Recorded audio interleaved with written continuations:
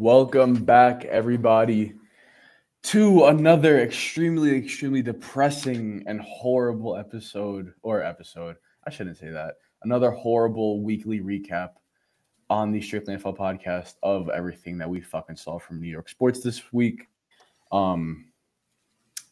Specifically the Jets and the Giants. What an atrocity those two teams are.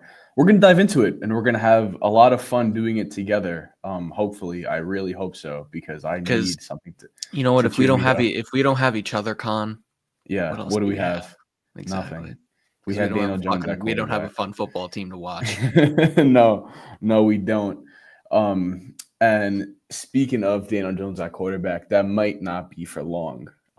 Based off of the reports yesterday from Adam Schefter, which we'll get into the whole nine throughout the course of this episode. Before we go any further into it, I just want to let everybody listening know that BetOnline is the world's most trusted betting platform and your number one source for online betting. For the earliest odds to in-game live betting plays, BetOnline provides you with all the action and the ability to watch the games as they happen, with the largest selection of odds on everything from football, NBA, NHL, to even entertainment and political props. Wink, wink, as to what just transpired not too long ago. Head to BetOnline today to get in on all the action with America's most trusted site for online wagering. BetOnline, the game starts here. And in some ways, I feel like the Giants' season kind of starts here. Without Danny Crimes, without Danny Pennies, without Danny fumbles. Brian Dable's about to take him out back like old feller and just put him down, put him out of his fucking misery. I mean, I know Schefter said that there's a high chance he doesn't play a snap for the rest of the season or whatever. And then Shane was very non-committal during the press conference yesterday, which is not what Joe Schoen does at all. Yeah, I mean, I think it's finally time. I'm really not excited that it's going to be Drew Lock stepping out there, especially given the options this offseason that the Giants could have had. I know we went over it at least on the live. I think we went over it on the live stream we had, which there are a lot of between things like Flacco, Jameis. Yeah, but, a lot that we won't talk about. Yeah, we're not going to go over that. But there were a lot of options that the Giants could have went for this offseason, and they went with Drew Lock. And I mean, we haven't seen him play much in the regular season, but I'm not too excited. At the very least, I think we're going to see a lot more out of the run game from Tyrone Tracy. And then I saw someone brought up how that could really open up play action, especially going deep with a guy like Locke, who, for better or for worse, is not afraid to fucking chuck that ball down the field, unlike Daniel Jones. Yeah, I'm just kind of glad that it's finally seemingly coming to an end for the first time in 6 fucking years. Yeah. And that is what inspired the phrase under my name, the reign of terror is over, ? I mean, besides like 10 good games in year 4, there's never been anything to fucking hold on to with Daniel Jones. And honestly, I'm a sucker for letting those fucking 10 games shape my opinion and saying that, I thought it was a worthwhile risk to pay him. That was blatantly wrong in every sense of the word.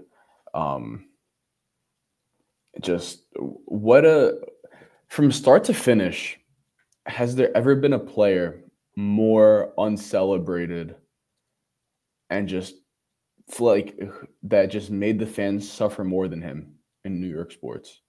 In New York sports? No. I don't think so. No. I think he's the most granted, he got paid, so he can't really be unsuccessful, but these last 6 years have just been so morale killing to any fan. I don't know the total record, but it has to be somewhere in the realm of like 20 wins over the last 6 years with DJ as quarterback. Look it up right now. Because we have 2 wins this year. We had 2 wins with him last year, I think. Maybe even just 1 in Arizona. But start to finish, I mean, disastrous. Exactly what everybody who slammed on that pick thought it was going to be. You're smiling. I feel like you got the number. Oh no. I want to make sure that it's not StatMuse fucking it up. So I'm just going to look up Daniel Jones's record as a starter. Okay. make sure it's the same thing because motherfucker gave us for this season. StatMuse is so annoying sometimes, man. StatMuse has the nerve to also charge for some version of their website. Okay. Daniel Jones as a starter is 24, 44, and 1 in his entire career. And just think about the fact that if he didn't have that that year 4, he would be 14 and 37. I can't do math. It's okay. And I'm a I fucking did the math broadcast for you. journalism major. I did the math for you. It's okay. It's okay. Shit. We appreciate physical therapists around here. But yeah, just absolutely fucking trash. Absolutely trash for 6 years, essentially. I look back on the Minnesota playoff game, and I don't even have good memories anymore. Like that sideline throw to Hodgins. That graphic of like his stats from that game will forever haunt me because it's all fucking the fucking it's truthers tainted. have. It's just like I loved like that was one of the like my favorite memories as like a Giants fan from the last 10 years, if not my favorite. And now every time I look back at it, I'm like, fuck, man. Like, God damn it. Yeah, not great. So I'm looking forward as Des and many others listening are also doing. Looking forward to not having him under center ever again. For anybody who missed it, Adam Schefter had said that he doesn't think Daniel Jones ever takes another snap for the Giants. I forgot if it was a tweet or if it was like some ESPN live segment, but there was that. And then Joe Schoen and Brian Daboll obviously said what they said this last weekend in the press conferences. So seems like DJ is going to be out. And hope the door hits you on the way up, buddy. Honestly. Yeah, because if the door doesn't, I will. I want to see him in a fucking Giants uniform. Look, again. we don't like inciting violence, but sometimes burn my life to the ground. Am I right, Des? Hey, man, Matt Barnes said it best. Violence is never the answer, but sometimes it is. Sometimes it is. That's a great quote that I forgot somehow from a great basketball player. Shout out my dog, Matt Barnes, my favorite NBA player of all time. Who knows how to resolve every issue in a very, very calm, regular, very calm normal manner. Yeah, absolutely. Very chill dude. Mm-hmm. Moving on to, just leaving this fucking conversation in the dust because fuck Daniel Jones. Yeah, fuck Daniel Jones. The hot topic recently, and it heated up yesterday too because of the fact that Shane gave a press conference and he was asked about job security and whatnot. Is Joe Schoen coming back next year? Is Brian Daboll coming back next year? I feel like Brian Daboll is definitely gone at this point. I think this game kind of sealed it, unfortunately. Really?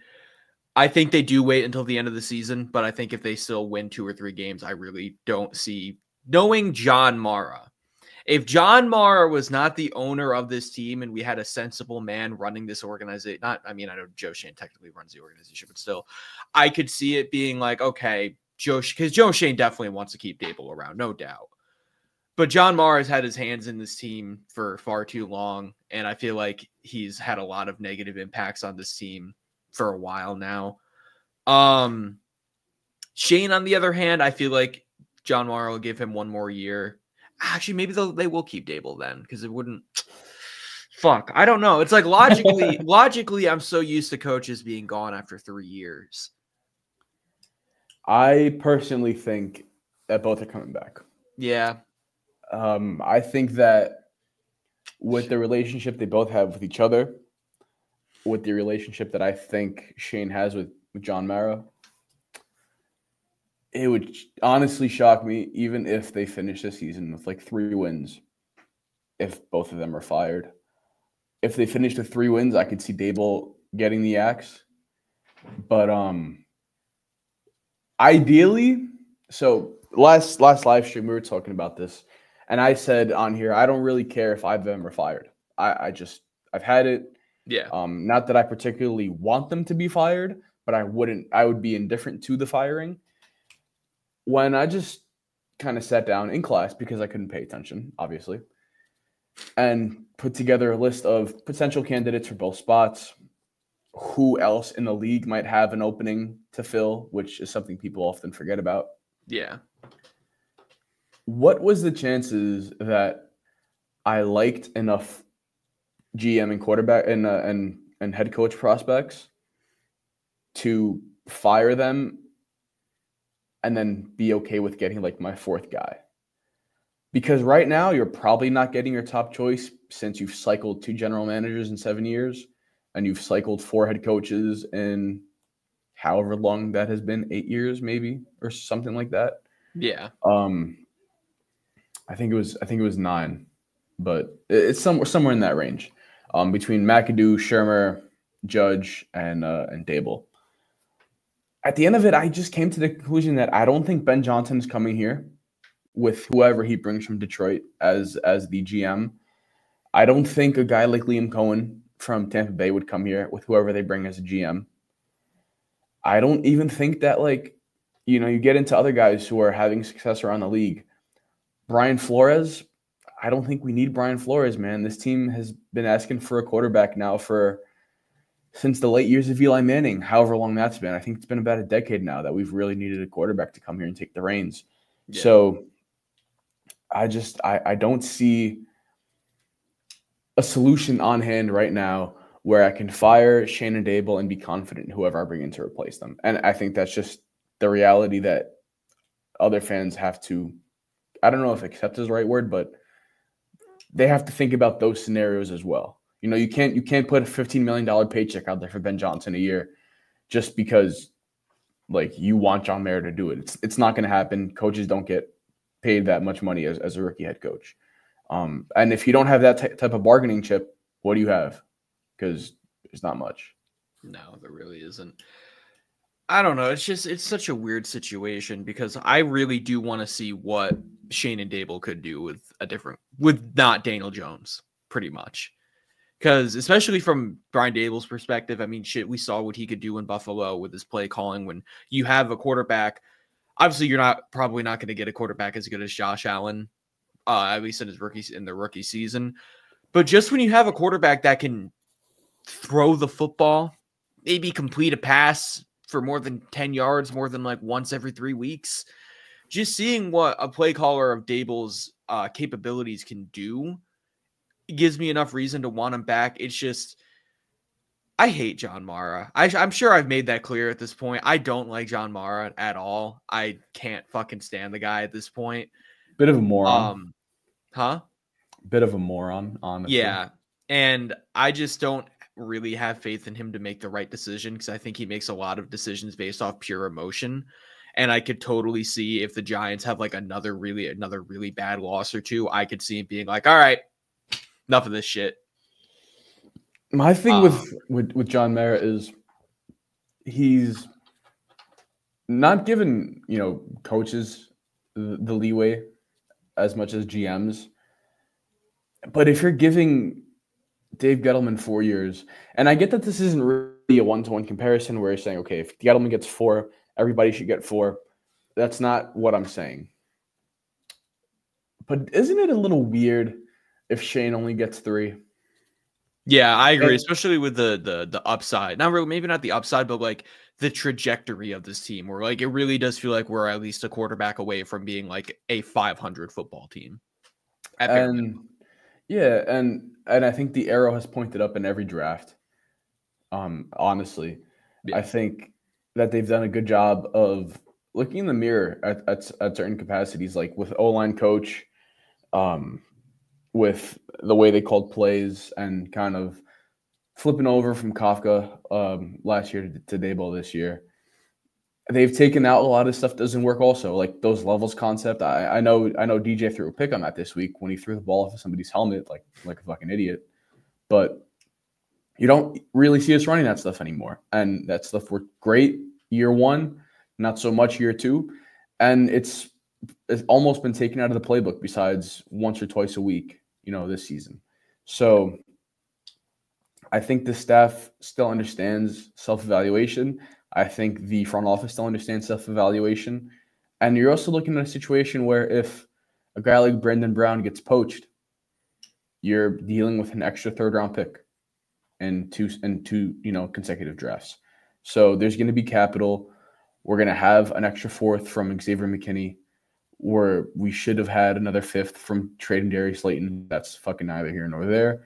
Yeah. And I will always believe, this is just personal opinion, I will always believe that not trading Darius Slayton or Saquon last year is just a John Mara thing, to where he doesn't want to see this team be, a pushover garbage can ball club, which guess what? Darius Slayton doesn't change that. So, and that's kind of where I'm thinking of with like Mara, where you said it was like more of a Mara thing.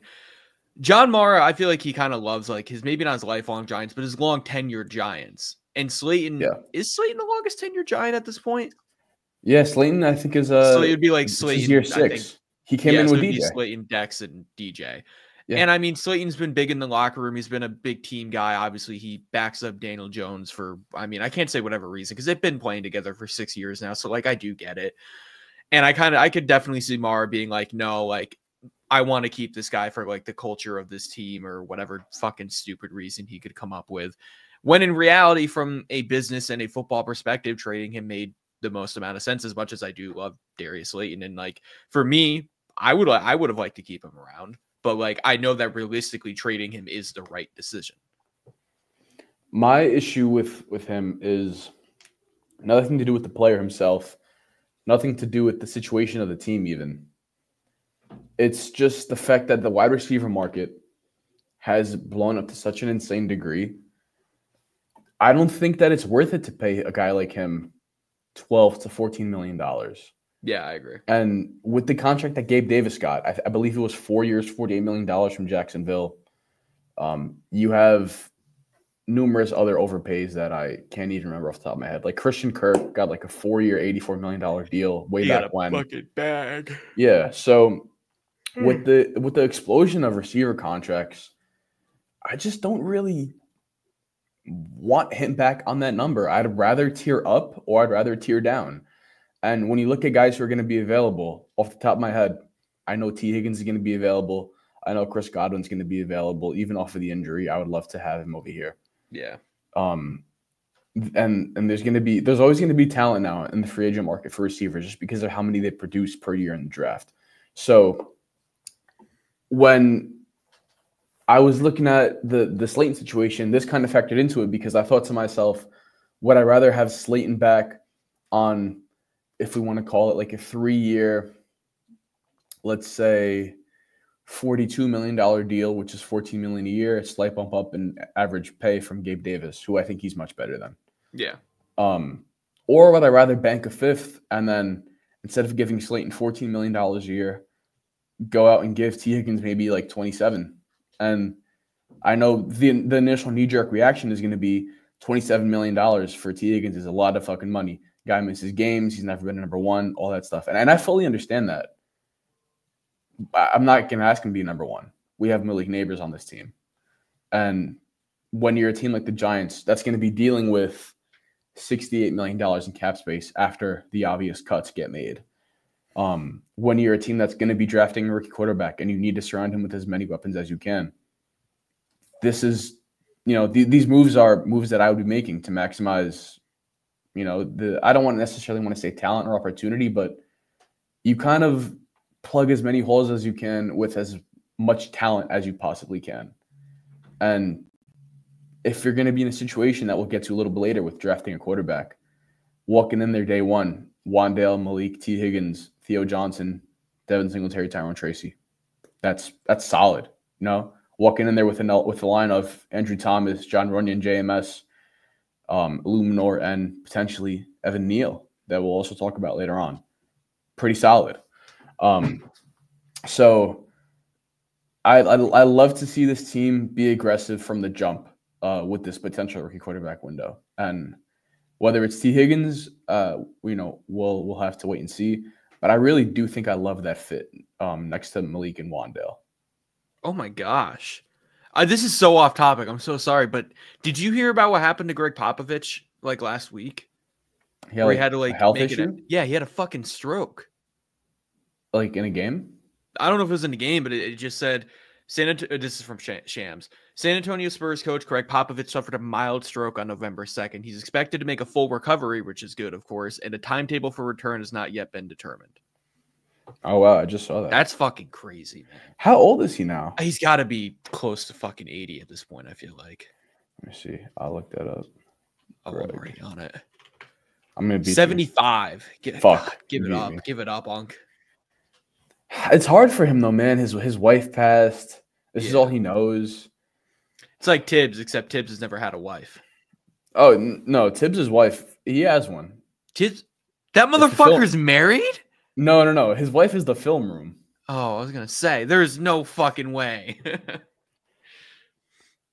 Oh, my God. Tibbs is a fucking freak, bro. I have another tweet from a much less big-time source, but Brian Costello, who is a beat reporter for the Jets, he says, after looking at several potential head coaching options for the Jets, here is who I think will get the job. Matt Nagy. If that happens, there's no fucking way, bro. I will write a referral for every single Jets fan that I know to go to fucking therapy. That would be the worst. Yeah, I started like a GoFundMe for him. That's awful. Bro, oh my gosh. That would be beyond anything that we've ever dealt with as Giants fans. That would be unbelievable. Dude. Where were we before we got sidetracked? We were on the topic of next season with a rookie quarterback. We were talking about T. Higgins. Line. Yeah, T. Higgins. T. Higgins. Where do you fall on that stuff? I know like wide receiver and general free agent markets we haven't really dove into it too much yet, but that whole situation with the Slayton not being traded and whatnot, like what were your thoughts post trade deadline on that? I think kind of just bouncing off what you're talking about, like free agency this offseason with receivers. I think regardless of if it's Slayton or if it's a T. Higgins or whoever else, the Giants need someone else like legitimately good on the outside because Malik Neighbors is great. I love Wan'Dale Robinson, and I know that someone in our Giants Mafia chat sent his EPA and was like, oh, he's dog shit. I'm like, what a fucking nerd stat, bro.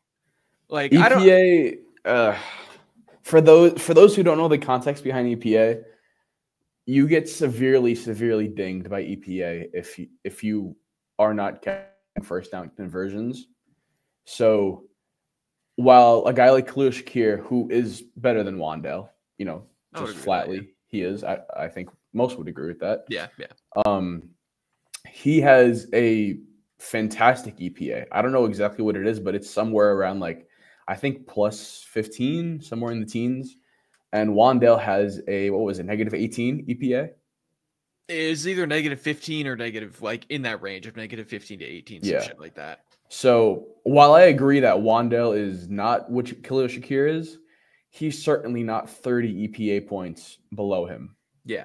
And that is purely because Khalil Shakir converts first downs, being that he has Josh Allen, and Wan'Dale does not, being that he has.